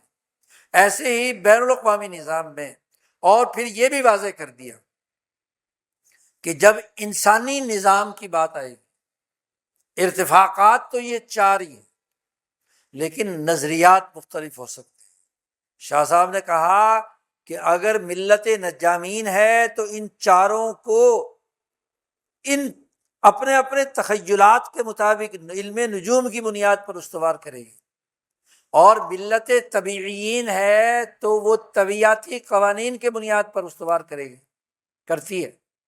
اور جو عقل کی بنیاد پر ملت مجوس ہے وہ عقلی اصول پر کیا ہے، چیزوں کو عقل کی بنیاد پر مرتب کرے گی۔ اور جو ملت محمدیہ یا ابراہیمی ملت ہے وہ ذات باری تعالیٰ، ملائے اعلیٰ اور ملائکہ کی وہ تعلیم جو ابراہیم علیہ السلام سے لے کر رسول اللہ صلی اللہ علیہ وسلم تک نازل ہوئی اور اس کا جامع ایڈیشن قرآن کی صورت میں آ چکا ہے، اس کی اساس پر یہ چاروں ارتفاقات بن گئے۔ یہ بات سمجھ میں آ گئی تو اگلی بات سمجھیے، رسول اللہ صلی اللہ علیہ وسلم نے ان چاروں ارتفاقات کو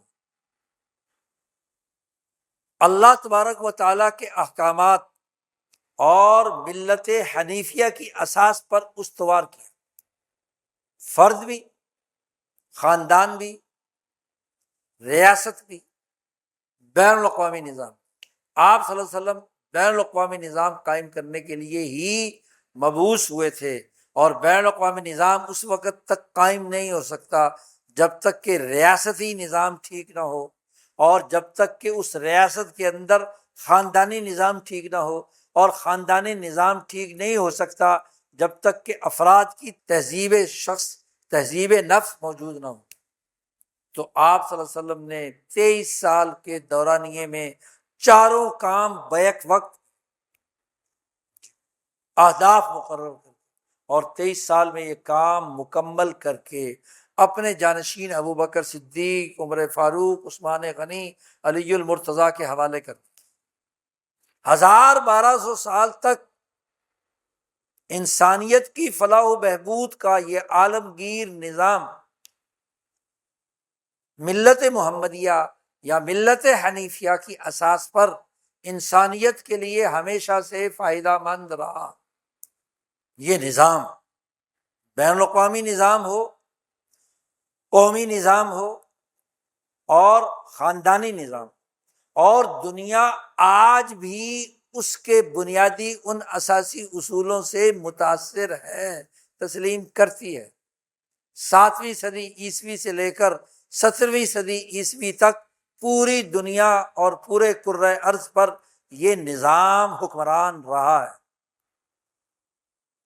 اس زمانے میں نہ یہودیت کی بنیاد پر نظام تھا، نہ عیسائیت کی بنیاد پر تھا، نہ علم نجوم کی بنیاد پر تھا، نہ کسی علم طبیعات کی بنیاد پر تھا، نہ کسی عقل کی بنیاد پر۔ یہ چاروں چیزوں سے مدد تو لی جاتی، ترتیب کے لیے ان کا انکار نہیں، ستاروں کے اثرات اس کرۂ ارض پر پڑتے ہیں، طبیعتی قوانین اللہ ہی کے بنائے ہوئے ہیں، ان کا بھی اپنا ایک کردار ہے، عقل کا بھی ایک کردار ہے، نفی نہیں، لیکن ان تمام کاموں میں جو عقلی بنیادوں پر سوچے ہوں یا طبیعتی بنیادوں پر سامنے آئے ہوں حقائق، یا علم نجوم کی بنیاد پر اس کے اثرات سامنے آئے ہوں، ان میں بھی کون سا کام جو اللہ تبارک و تعالیٰ کے تعلق اور امن و امان، عدل و انصاف قائم کرنے سے متعلق ہے، صحیح ہے یا غلط، اس کا فیصلہ اس تدبیر کے تحت ہوگا۔ پچھلی دفعہ جیسے پچھلے جمعے میں ایک حدیث سنائی تھی، خذ الامر بالتدبیر، کہ وہ تدبیر الہی، سسٹم بنانے کا عمل، معاملے کو اس کی بنیاد پر پکڑیے، اگر اس میں خیر اور صحت ہے تو فمزی، اسے اختیار کر، اور اگر اس کے اندر غین، گمراہی ہے، کجی ہے، فامسک، رک جاؤ۔ تو 1000 سال تک امر، نظام حکومت خیر کی اساس پر قائم رہا۔ اس حدیث کا تعلق ان چاروں چیزوں کے ساتھ، جہاں تو نس آ چکی ہے وہاں تو تدبیر کی بات نہیں ہے، سوچنے کی بات نہیں ہے۔ نبی اکرم صلی اللہ علیہ وسلم نے واضح اور دو ٹوک حکم دے دیا۔ ایک واضح طور پر ظلم ہے، وہاں تدبیر کی بات نہیں دیکھی جائے، جو واضح احکامات، نماز، روزہ، عبادات یا قتل انسانیت وغیرہ وغیرہ۔ لیکن جہاں طبیعتی قوانین اور احکامات الہی کے درمیان معاملہ آ جائے، یا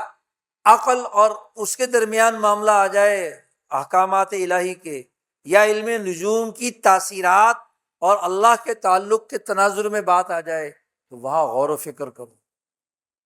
توجہ دو۔ اگر اس میں انسانیت کے لیے کوئی بھلائی ہے، اور بھلائی کے بارے میں اللہ نے 3 باتیں واضح کر دی، لا خیر فی کثیر من نجواہم الا من امر بصدقۃ او معروف او اصلاح بین الناس۔ وہ کام تمام دنیا کے مسلمہ معروفات کے مطابق، وہ کام کسی انسان پر صدقہ و خیرات کرنے سے متعلق ہے، وہ کام اصلاح بین الناس، لوگوں کے درمیان جھگڑے نمٹانے سے متعلق ہے، وہ خیر ہے۔ تو اگر خیر سامنے آیا ہے تو فمزی، جاری ہو، چاہے وہ علم نجوم کی تاثیر کو بنیاد بناؤ، یا عقل کو بنیاد بناؤ، یا طبیعت کو بنیاد بناؤ، وہ ان تمام دائروں کے ساتھ ساتھ اللہ کی تدبیر کا بھی تقاضا ہے، اسے اختیار کر لو۔ اور اگر ایسا نہ ہو، اس میں شر ہو، ان 3 معاملات میں، کسی کو بخل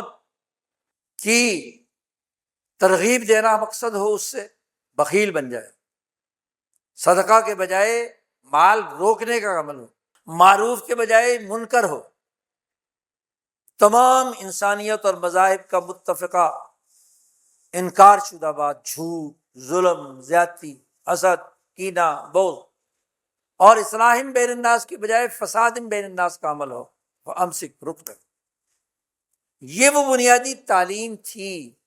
1000 سال تک اس خیر کی مطابق بنائے ہوئے نظام کی۔ آج تمہارا وزیر داخلہ کہتا ہے جی نظام کولیپس ہو چکا۔ سوال یہ ہے کہ یہ نظام تو 300 سال پہلے کولیپس ہو چکا، کیونکہ اس نظام کا جو نظریہ ہے، جس نظریے کے تحت یہ بنایا گیا تھا، وہ نظریہ انسانی نہیں رہا، خیر کا نہیں رہا، اصلاح بین الناس کا نہیں، وہ فساد بین الناس۔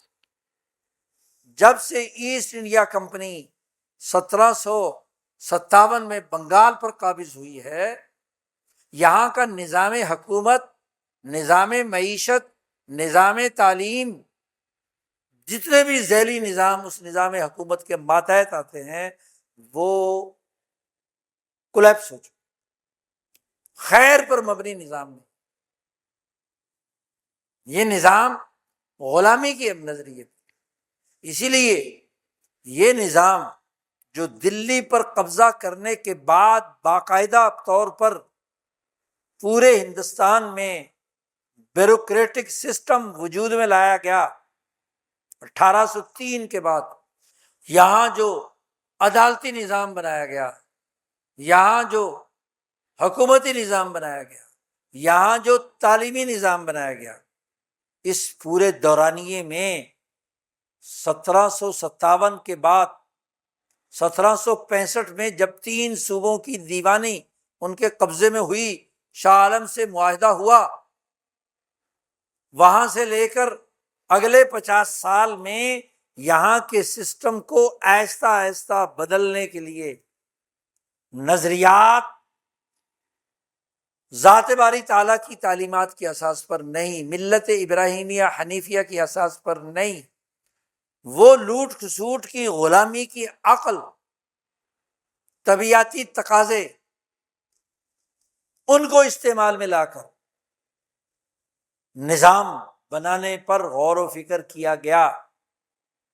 1780 میں مدرسہ عالیہ کلکتہ بنایا تو تعلیمی نظام کے مقاصد،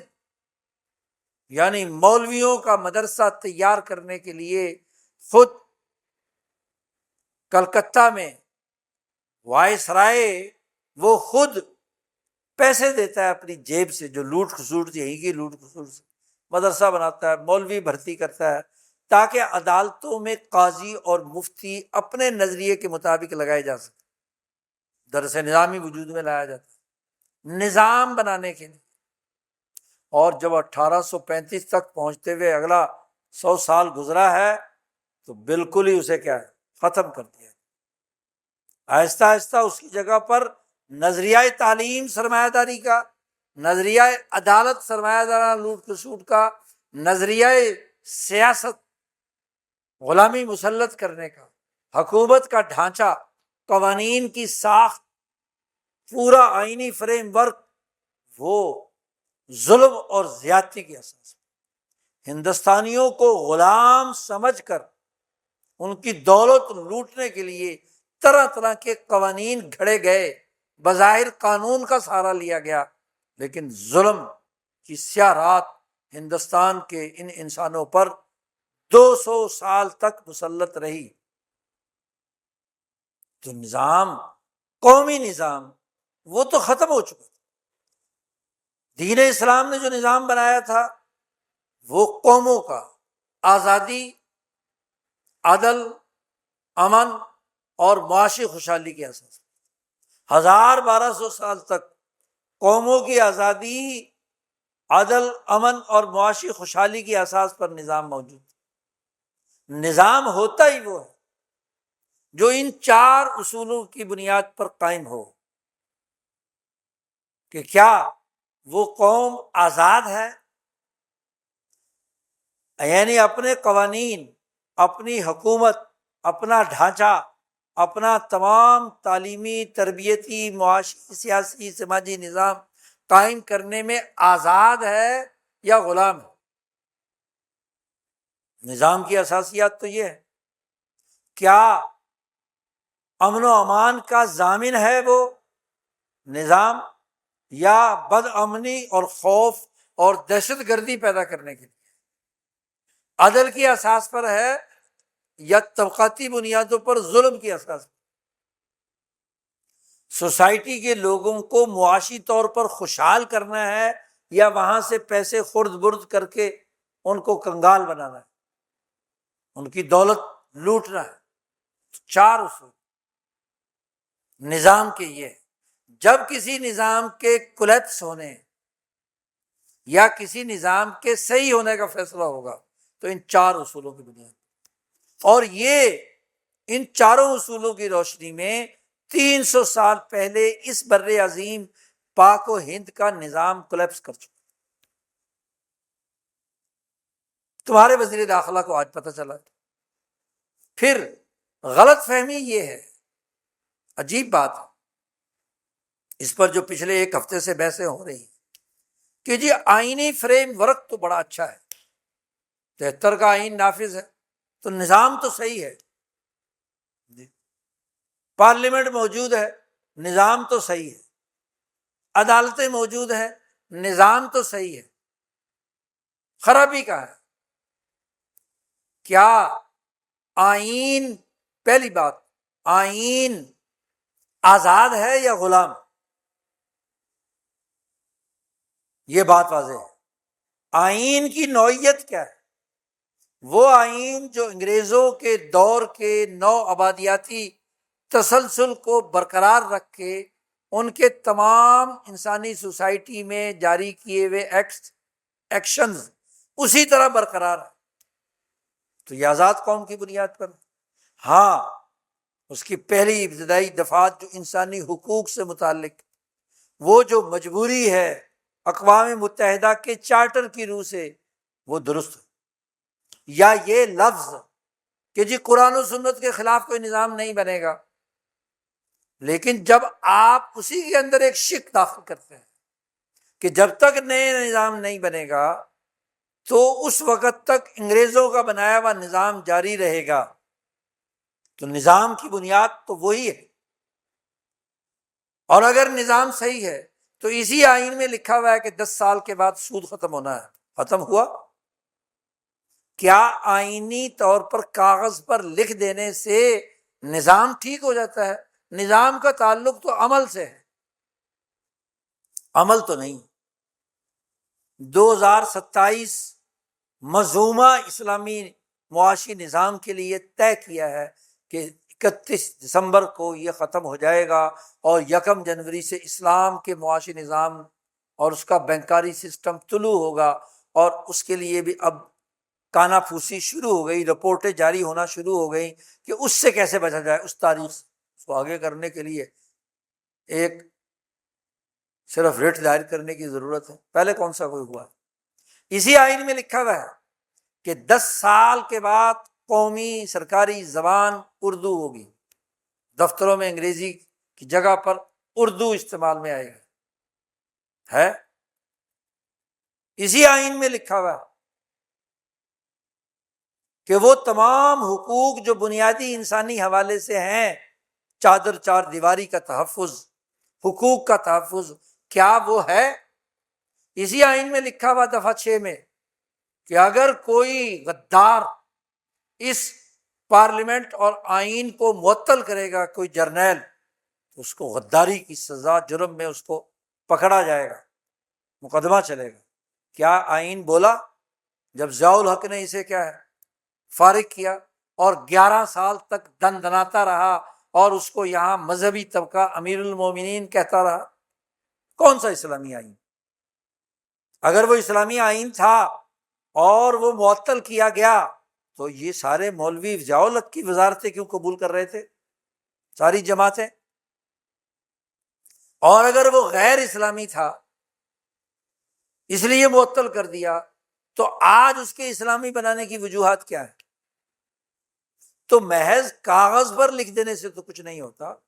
جبکہ وہ کاغذ تحفظ دیتا ہے، وہ دستاویز تحفظ دیتی ہے۔ 1803 سے لے کر 1947 تک 150 سال انگریزوں نے جو قوانین اور ایکٹس بنائے ہیں، ان کو پولیس ایکٹ 1861 کو تحفظ دیتی ہے، 1873 کے کنال ایکٹ کو تحفظ دیا جاتا ہے، اسی طریقے سے انڈیا ایکٹ 1935 کو تحفظ دیا جاتا ہے۔ تو جب پرانے غلامی کے زمانے کے نظام کو ایک نظام، آئین اور قانون تحفظ دیتا ہے تو وہ آزاد قانون۔ پچھلے اس پورے دورانیے میں دیکھیے کہ آپ کے جتنے بھی عملی نظام یہاں بنے، خوبصورت الفاظ کے ساتھ ہوں، اسلام کے نام پر ہوں، جمہوریت کے نام پر ہوں، پارلیمنٹ کے نام پر ہوں، مارشاء اللہ کے نام پر ہوں، ان تمام میں مقصد اور ہدف عالمی سامراجی مقاصد اور اہداف کو پورا کرنا تھا۔ چاہے وہ اسلام کا لیبل لگا لیں، مارشاء اللہ کا لیبل لگا لیں، جمہوریت کا لیبل لگا لیں، اور جمہوریت کو اپنے مقصد کی ڈھالنے کے لیے جو بچہ جمہوریت 1936 اور 1947 میں انگریزوں نے قائم کی تھی، وہی بچہ جمہوریت پچھلے 70 سالوں میں آپ نے قائم کی۔ تو سسٹم پر بحث کرنا ہے تو سسٹم کے جو بنیادی لوازمات اور تقاضے ہیں ان کو تو سمجھنے کی کوشش کریں۔ پھر وہ بظاہر آپ ہی کا بنایا ہوا سسٹم، جس کو آپ سسٹم کہتے ہیں، حالانکہ جس میں آزادی نہ ہو وہ سسٹم نہیں ہے، جس میں عدل نہ ہو وہ سسٹم نہیں ہے، جس میں امن نہ ہو وہ سسٹم نہیں ہے، جس میں لوگوں کی، عام کے آدمی کی خوشحالی نہ ہو وہ سسٹم نہیں ہے۔ انسانوں کو لوٹنے والے بڑے بڑے سرمایہ داروں کے سامنے آپ یہ کہتے ہیں کہ سیاسی پورا کا پورا نظام کولیپس ہو چکا ہے، آپ ٹھیک کر سکتے ہیں، اور وہ بھی مطالبہ کرتے ہیں سینٹ میں ہماری اتنی، ہمیں سیٹیں اتنی دو ہاں جی اسمبلی قومی اسمبلی میں اتنی دو اور صوبائی اسمبلی میں اتنی دو، یعنی جو مائنڈ سیٹ ہے، دماغ میں جو چیز بیٹھی ہوئی ہے، نظریہ جو ہے وہ یورپین بھیڑیوں کا ہے، وہ سرمایہ داری کا ہے۔ اور کیا سسٹم کا کام صرف اتنا ہی ہے کہ جی بس نوجوان، ہاں جی، جن کو آج کل ہندوستان پاکستان کے لیڈروں نے ککروچ کہنا شروع کر دیا، جین زی کو، ان کی بس اتنی ضرورت ہے، ان کو جاب چاہیے؟ یعنی سسٹم کا تعلق جاب دینے سے ہے، چاہے وہ جاب غلامانہ ہو، ذہن کو مفلوج کرنے والی ہو۔ کیا سسٹم کا کام یہ ہے؟ سسٹم کا کام 4 چیزوں کو یقینی بنانا ہے: 25 کروڑ انسانوں کی آزادی، 25 کروڑ لوگوں کے تمام معاملات کے اندر عدل و انصاف، سوشل جسٹس، یہ بنیادی تقاضا ہے۔ سسٹم کا کام یہ ہوتا ہے۔ سسٹم کا کام تمام لوگوں کی جان، مال، عزت، آبرو کو تحفظ اور امن و امان فراہم کرنا ہے۔ سسٹم اس لیے بنائے جاتے ہیں، سسٹم اس لیے بنائے جاتے ہیں کہ تمام انسان جو معاشی سرگرمیاں کسی ریاست میں کر رہے ہیں، ان کے معاشی حقوق کا پورا پورا تحفظ کرنا۔ سرمایہ دار لوٹ رہا ہے تو اس کی گردن کو پکڑنا، طاقتور کو اس کی گردن سے پکڑنا۔ جیسے ابوبکر صدیق نے کہا تھا کہ تم میں جو طاقتور ہے وہ میرے نزدیک ضعیف اور کمزور ہے، میں اس کو اپنی حکومت کی گرفت میں لاؤں گا، اور جو تمہارا ضعیف اور کمزور ہے وہ میرے نزدیک طاقتور ہے۔ حکومت کا مقصد تو غریبوں کی طاقت بننا ہوتا ہے۔ حکومت ایک طاقت ہے، ریاست ایک اتھارٹی رکھتی ہے، یہ اتھارٹی غریبوں کے لیے ہوگی، نہ کہ غریبوں کے خلاف۔ یہ عجیب ملک ہے،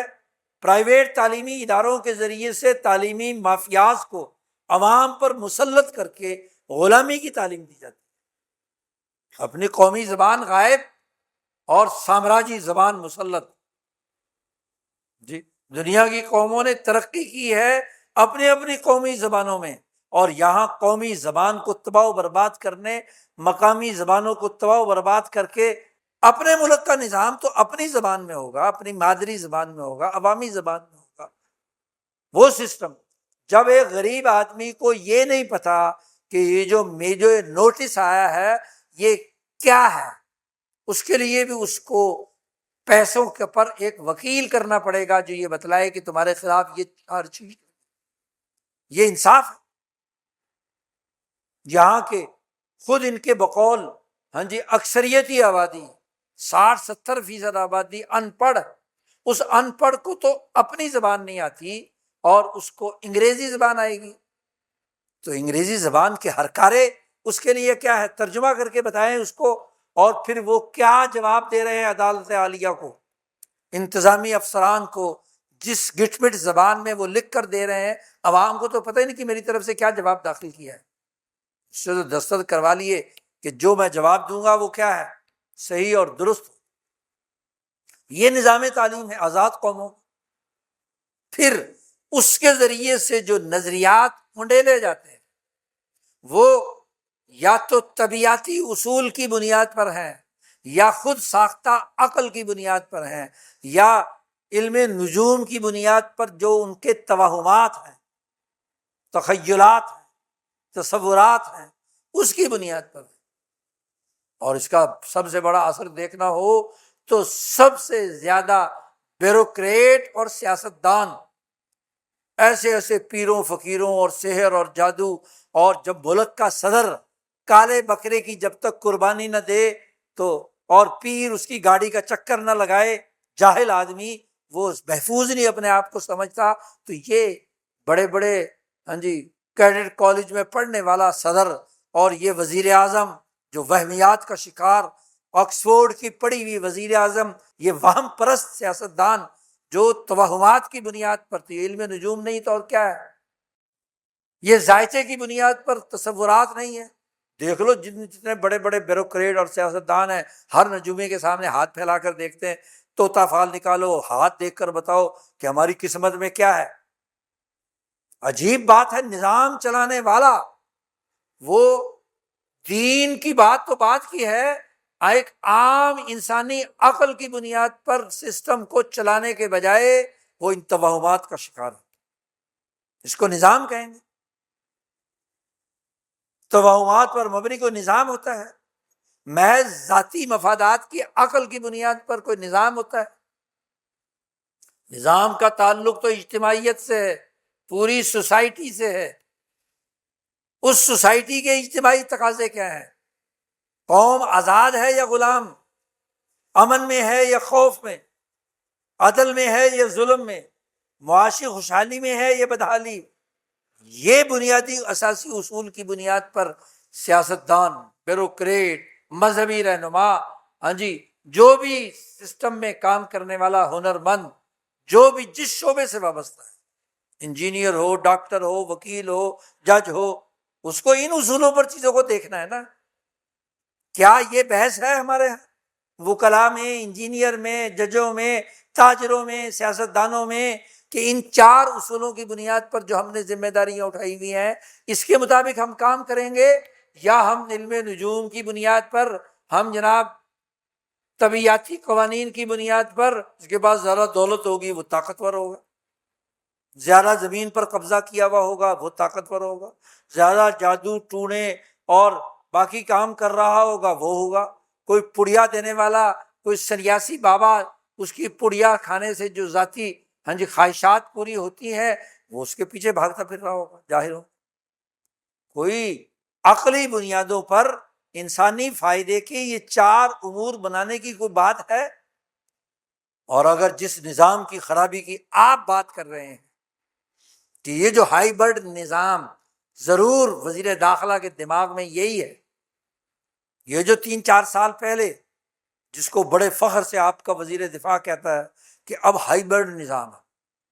یعنی سول ملٹری اسٹیبلشمنٹ ساری ایک پیج پر مل کر سب کو ملا جلا کر ایک ملغوبہ بنا، نہ یہ جمہوریت ہے، نہ یہ مارشاء اللہ ہے، نہ یہ فوجی ہے، یہ فلانا ہے، تو ہائی برڈ نظام۔ تو بھائی اس بنانے والا، اس ہائی برڈ نظام کو بنانے والا کون؟ تم جو آج یہاں ان چیمبر آف کامرس کے پورے ملک کے اکٹھے کیے ہوئے سرمایہ داروں کے سامنے ان کو اکسا رہے ہو، تو بنایا بھی تو تم نے ہے نا۔ اور جس ہائی برڈ نظام کو بنانے والے اپنے سسٹم کی کولیپس ہونے کا اعتراف کر رہے ہیں، وہ اب نیا سسٹم متعارف کرا رہے ہیں، اور وہ یہ کہ بہت سارے انتظامی یونٹ ہونے چاہیے یا بہت سارے صوبے ہونے چاہیے، تاکہ اس کے مطابق پھر کیا ہے بھائی، یہ آپ جو تجویز دے رہے ہیں یہ آج کی ہے، یہ تو ایوب خان کے زمانے کی ہے۔ کتنی دفعہ گھوم پھر کر اپنے ہی بنائے ہوئے نظام کو ایبڈو کس نے کیا تھا؟ کس نے ان سیاستدانوں کو خراب کر کے ان کی جگہ پر دوسرے لوگ تیار کیے تھے؟ اور اب کہتے ہیں کہ جناب یہ اب جب نچلی سطح پہ چیزیں منتقل ہوں گی تو پھر نئی قیادت ابھرے گی، یعنی نئے گملے میں نئے پودے تیار کیے جائیں گے۔ یہ پرانے جو گملے میں تیار کیے ہوئے پودے ہیں یہ نکارا اور مرجھا، ان کو کام کرنے ہی نہیں دیا گیا، لہذا یہ سب توڑ دینے چاہیے، نئے گملے میں نئے۔ اور بھائی اگر نظام کی بات کرنی ہے تو دنیا کے تجربات نے واضح کر دیا، اور شاہ صاحب نے تو آج سے 300-400 سال پہلے یہ لکھ دیا تھا کہ ہمیشہ نظام کے 3 بنیادی دائرے ہوتے ہیں۔ ایک شہری نظام، جس کے لیے شاہ صاحب شہر یار کا لفظ استعمال کرتے ہیں یا نقیب کا لفظ استعمال کرتے ہیں، نقبا۔ شہری تو نچلی سطح پر ہر شہر کی جو شہری حکومت ہے، بلدیاتی نظام ہے، ایک وہ بنیادی دائرہ ہوتا ہے، اور ایک آپ نے ہرارکی بنائی ہے صوبے کی سطح پر، اور ایک آپ نے مرکز کی سطح پر، تو تینوں کے اختیارات ڈیفائن ہونے چاہیے نا۔ کوئی کسی کے اندر مداخلت نہیں کر سکتا، جیسے مرکزی منتخب وزیر اعظم کسی صوبے کے منتخب وزیر اعلیٰ کو نہیں ہٹا سکتا جب تک کہ وہاں کی اسمبلی جس نے منتخب کیا ہے وہ اس کے خلاف عدم اعتماد نہ لائے۔ تو کیوں ضلعی نظام میں یا نچلے نظام میں وہاں جن لوگوں نے اپنا تحصیل ناظم یا ضلع ناظم بنایا ہے تو ان کی مرضی کے بغیر اوپر سے آپ کون ہوتے ہیں ہٹانے والے؟ پھر ان کے اختیارات کی فہرست بنانا عقل تقاضا کرتی ہے۔ دنیا کے تمام مہذب ملکوں میں جو شہری حکومتیں ہیں ان میں کوئی صوبائی یا مرکزی حکومت مداخلت نہیں کرتی۔ کوئی پولیس بنائی گئی ہے تو اس پولیس کے کام میں کوئی سیاستدان مداخلت نہیں کرتا، کوئی قانون ساز ادارے کا فرد اس کے اندر مداخلت نہیں کرتا۔ جب اس کے ذمے امن و امان ہے، امام شاہ ولی اللہ لکھتے ہیں کہ جب سیکورٹی فورسز آپ نے بنا لی، امیر العساکر بنا لیا، اس کا کام بیرونی ممالک کے حملوں سے ریاست کو محفوظ رکھنا ہے، اور اگر پولیس بنا لی تو داخلی چوروں، ڈاکوؤں اور قاتلوں سے ایک شہریار کو کیا ہے، تحفظ فراہم کرنا ہے۔ سٹی گورنمنٹ حکومت کا جو پولیس افسر ہے اسے اپنی ریاست کے اندر امن و امان کے بنیادی انسانی مسائل کو خود دیکھنا ہے، اور اس کے مقابلے میں اپنے ادارتی نظام کے تحت فیصلہ کرنا ہے کہ کیا کرنا ہے یا کیا نہیں کرنا۔ تو کم از کم اختیارات کی تقسیم ہر سطح پر اس کا ہونا، اور یہ موجود ہو تو پھر صوبوں میں تقسیم کرنے کی کیا ضرورت ہے؟ اور جناب چلو ضرورت بھی ہو تو اس کے لیے بھی جو دنیا کے آزاد ملکوں نے طریقہ کار کمیشن بنائے ہیں، زبان، تہذیب، کلچر اور رسل و رسائل، آمد و رفت اور جغرافیائی محل وقوع، جس کے اندر زیادہ سے زیادہ منتشر لوگوں کو ایک جگہ پر جمع کیا جا سکے، صوبائی نظام میں، ضلعی نظام میں۔ خواہشات کی بنیاد پر ضلع بنانے ہیں، چھوٹے چھوٹے شہر، آپ کی خواہش ہے، آپ کا ایم این اے کہہ رہا ہے کہ جناب اس کو ضلع بنا دو، بنا دیا۔ جغرافیائی تقسیم ضلعوں کی ہو، تحصیل کی ہو، صوبے کی ہو، مرکز کی ہو، اس کے جو نیچرل اصول ہیں اس کی بنیاد پر، تو سب سے پہلے سسٹم کے لیے جغرافیے کا نیچرل طریقے سے وجود میں لانا یا نیچرل سرحدیں انہیں محفوظ رکھنا، اور نیچرل سرحدیں یا پہاڑ ہوتے ہیں یا دریا ہوتے ہیں۔ اس لیے دنیا میں، یہاں ہندوستان میں بھی دریائے گنگا اور جمنا، وہ یو پی اور پنجاب کے درمیان جمنا جو ہے فرق ڈالتی ہے، کوہ ہمالیہ چین اور ہندوستان کے درمیان فرق ڈالتا ہے۔ صوبوں کی شناخت اور ان کے خطے دریا سے ہوتے ہیں، آبادی سے ہوتے ہیں، زبان سے ہوتے ہیں، اس کی بنیاد پر تقسیم ہوتی ہے۔ ایک زبان کچھ، دوسری زبان کچھ۔ خود انگریزوں نے پنجاب جو اتنا بڑا صوبہ بنا دیا، جس میں خیبر پختونخوا بھی شامل تھا، جو رنجیت سنگھ کے زمانے میں، جو مسلمانوں کے بعد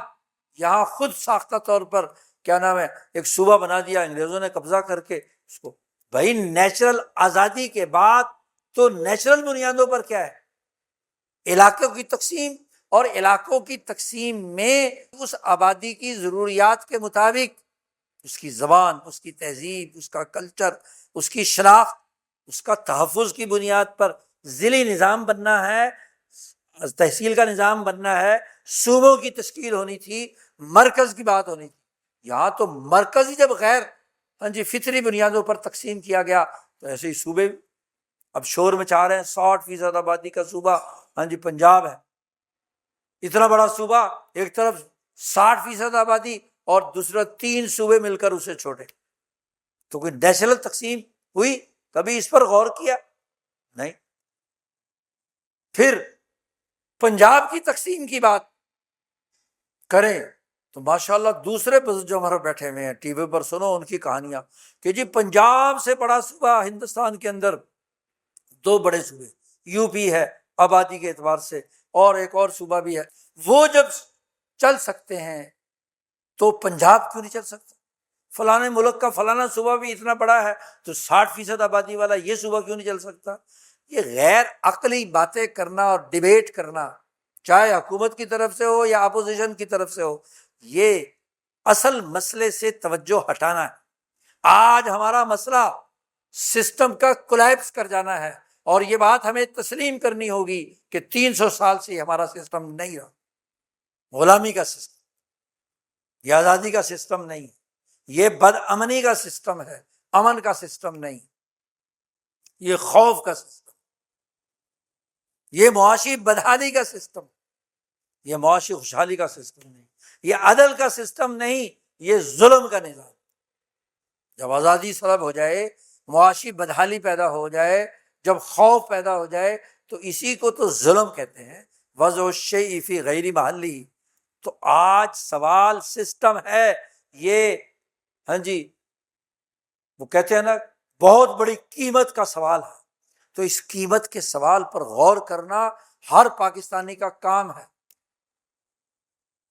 یہ وزیر داخلہ صاحب یا جو اپوزیشن لیڈر بیٹھے ہوئے ہیں ٹی وی پر، اور وہ اس سطحی سیاسی نظام کے حوالے سے بات کرتے ہیں کہ یہ کولیپس ہو گیا اور یہ فلانا آ جائے گا تو ٹھیک ہو جائے گا، اور فلانی پارٹی آ جائے گی تو یوں ٹھیک ہو جائے گا، فلانے اس طرح الیکشن کرا لیے جائیں صاف شفاف، اور فلانے فلانے۔